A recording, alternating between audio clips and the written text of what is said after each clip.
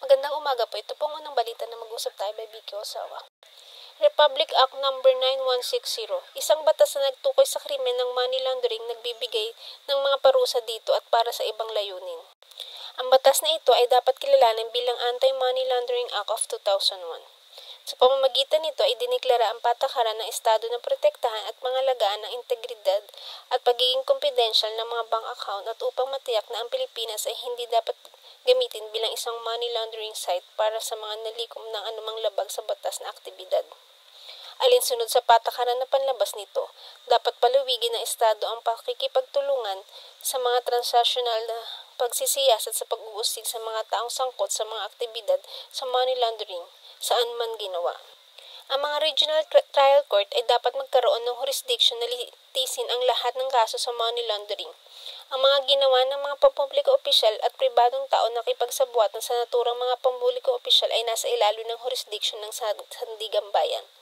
Ang sinumang tao ay maaaring kasuhan at mahatulan ng parehong pagkakasala ng money laundering at ang labag sa batas na aktibidad gaya ng tinukoy dito.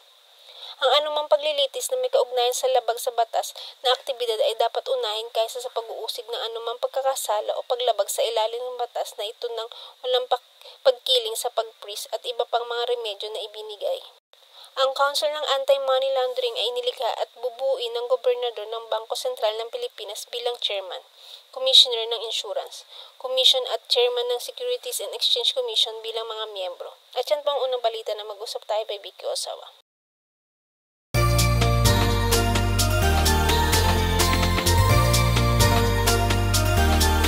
Mga problema at suliranin sa buhay ay hindi nawawala. Tanging kailangan ibay ng puso upang ikaw ay di maging kawawa. Mag-usap tayo at gagaan mga problema nyo. Mga pagsubok sa ating buhay malulutas kapag mag-usap tayo.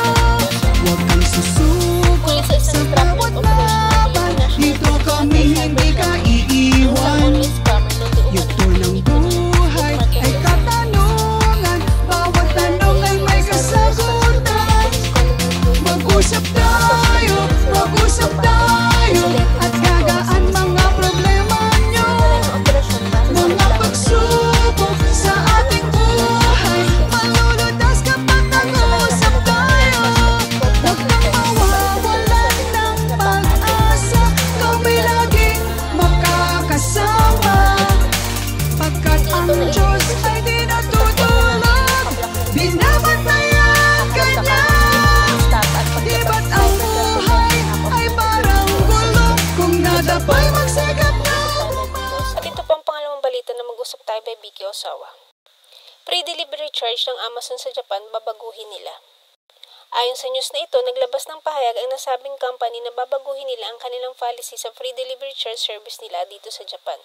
Sa ngayon, kapag bibili ka sa kanila ng total amount more than 2,000 yen, magiging free ang delivery charge. At kapag less than naman, meron kang babayarang delivery charge depende sa location nito. Ito ay babaguhin nila starting March 21. Gagawin na nilang 3,500 yen ang amount na ito. So kung more than this amount lang ang bibilhin nyo, magiging free ang delivery charge nila. At yan po ang huling balita na mag-usap tayo by Vicky Osawa.